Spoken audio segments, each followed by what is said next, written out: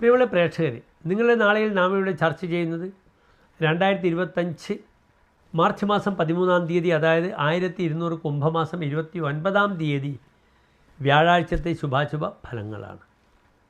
നാളെ വ്യാഴാഴ്ച തൃശ്ശൂർ സൂര്യോദയം കാലത്ത് 6:37 അസ്തമയം വൈകിട്ട് 6:32 നാളത്തെ വ്യാഴാഴ്ചത്തെ രാഹുകാലം 1:30 മുതൽ 3 മണി വരെയുള്ള സമയമാകുന്നു. 1.5 മണിക്കൂർ ദൈർഘ്യം.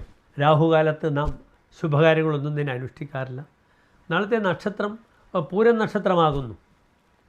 പൂരം നാം ശുഭകാര്യങ്ങൾക്കൊന്നും സ്വീകരിക്കാത്ത നക്ഷത്രമാണ്. മുപ്പൂരം എന്നാണ് പറയുക. പൂരം, പൂരാടം, പുരൂരുട്ടാതി.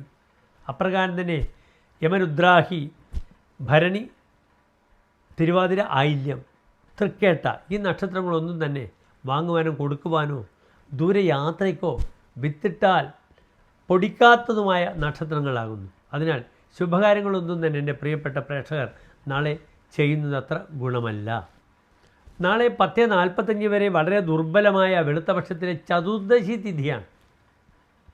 രിക്താതിഥിയാണ്, ഒഴിഞ്ഞ തിഥിയാണ്, സമ്പത്ത് വരാത്ത തിഥിയാണ്. നക്ഷത്രവും ഗുണമല്ല. നാളെ 10:45 കഴിഞ്ഞാൽ പിന്നെ പൗർണമിയാണ്. അതിശക്തമായ വെളുത്തപക്ഷത്തിൽ ചന്ദ്രൻ പ്രവേശിക്കുന്നു. പൗർണമി തിഥിയാണ്.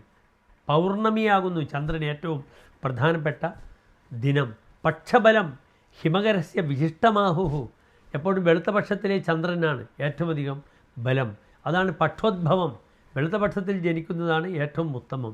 കറുത്തപക്ഷത്തിലാണെങ്കിൽ ചന്ദ്രൻ ദുർബലമായി വന്ന് അമാവാസിയിൽ കറുത്ത വാവാണ് ഏറ്റവും ദുർബലമായിരിക്കുന്നത്. നാളെ നിങ്ങൾക്ക് പൂരം നക്ഷത്രമാണ്. ഭരണിപുരം, പൂരാടം ഈ നക്ഷത്രങ്ങളുടെ ആധിപത്യമുള്ള ഗ്രഹം ശുക്രനാകുന്നു. ദേവീക്ഷേത്രത്തിൽ വഴിപാടുകൾ ചെയ്യാം. നാളെ ദേവിയെ വിശേഷിച്ച് പ്രാർത്ഥിക്കുക.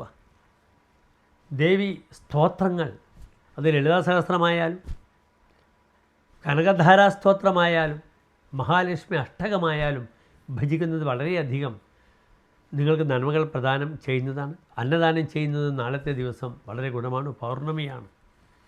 അതിനാൽ ദേവീക്ഷേത്രങ്ങളിൽ, പ്രത്യേകിച്ച് നിങ്ങൾക്ക് വടക്കൻ മലബാറിൽ നിങ്ങൾക്കറിയാമോ, ചെറുകുന്ന് അന്നപൂർണേശ്വരി ക്ഷേത്രമുണ്ട്. അവിടെ വളരെ വിശേഷപ്പെട്ടതാണ് അന്നദാനം ചെയ്യുക. അന്നദാനാത് ഫലത്രയമെന്നാണ്. എല്ലാ ഫലങ്ങളും അന്നദാനത്തിലൂടെ ലഭിക്കുന്നു. പ്രത്യേകിച്ച് ശുക്രൻ ബലവാനാണെങ്കിൽ ശുക്രനെ കൊണ്ടാണ് നാം അന്നപൂർണേശ്വരി തുടങ്ങിയ ദേവതകളെ ചിന്തിക്കുക. അന്നപൂർണേശ്വരി, ലക്ഷ്മി, യക്ഷീവ, ഭൃഗു, നന്ദനഃ. അതിനാൽ നാളത്തെ ദിനം പ്രാർത്ഥനകളിലൂടെ ധന്യമാക്കുക.